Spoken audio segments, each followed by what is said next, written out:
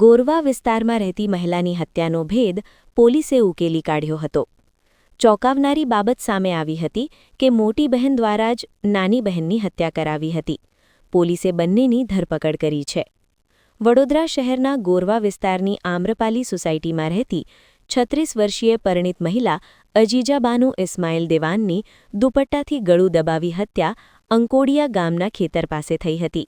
સ્થાનિકોને મૃતદેહ મળી આવતા ચકચાર મચી જવા પામી હતી. પોલીસે મૃતક મહિલાનો મોબાઈલ કબજે કરી FSLમાં મોકલ્યો છે. જ્યારે આ હત્યા કોણે કરી તે દિશામાં તપાસ માટે પોલીસે 100થી વધુ CCTV ફૂટેજ તપાસ્યા હતા.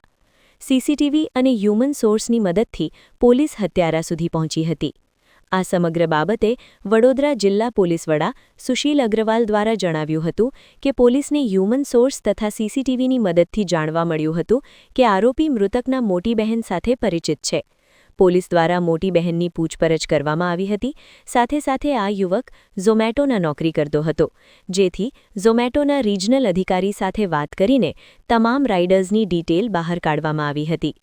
પૂછપરછ દરમિયાન સામે આવ્યું હતું કે હત્યા આરોપી રમીઝ રાજા શેખે જ કરી છે.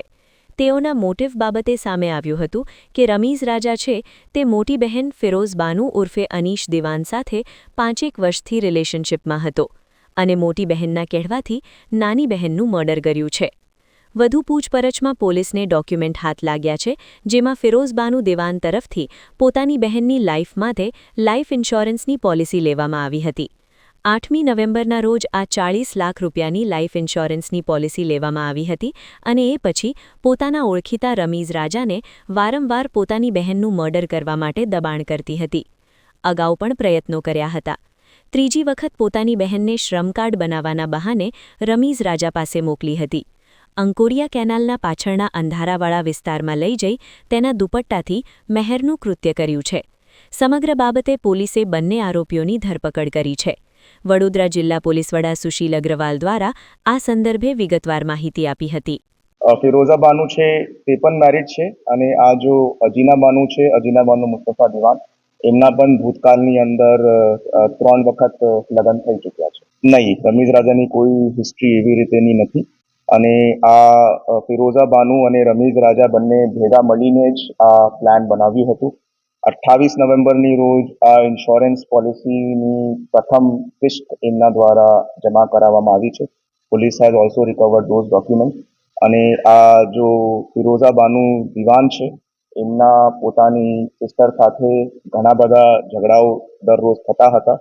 એ સાથે એમને પૈસાની ઇન્સ્યોરન્સની મુદત પાકી જાય એના હેતુથી એમનું આ મર્ડર કરાવવામાં આવ્યું. 40 લાખની પોલિસી ઉતારી હતી. ખરેખર ઘર કંકાસનું રીઝન છે કે પૈસાનું લાલચ છે એ વેરીફાઈ કરવાનું ખરેખર મુશ્કેલ છે, કેમ કે એ બંને જ રીઝન સામે આવે છે. બટ પોલિસી જો છે તે 28 નવેમ્બરના રોજ જ કાઢવામાં આવી છે અને અત્યારે 10 દિનની અંદર જ એમની લાઈફ ઉપર આ જો છે મર્ડર કરવામાં આવ્યું છે. તો વન કેન ઇઝીલી ડિડ્યુસ કે લાइफ इंश्योरेंस के पैसे के चक्कर में ही ये मर्डर करना. હા, રમીઝ રાજા ત્યાંથી ફરાર થઈ ગયો હતો અને પોલીસ દ્વારા જો છે એમને શોધીને અરેસ્ટ કરવામાં આવ્યું. અત્યાર સુધી જો ઇન્વેસ્ટિગેશન આવી છે એમની અંદર આ 2 લોકોની જ મુખ્ય ભૂમિકા દેખાય છે. બાકી હાલ ઇન્વેસ્ટિગેશન ચાલુમાં છે અને બીજા કોઈનો પણ રોલ આવશે તો મેં એની અંદર આગળની કાર્યવાહી કરીશ.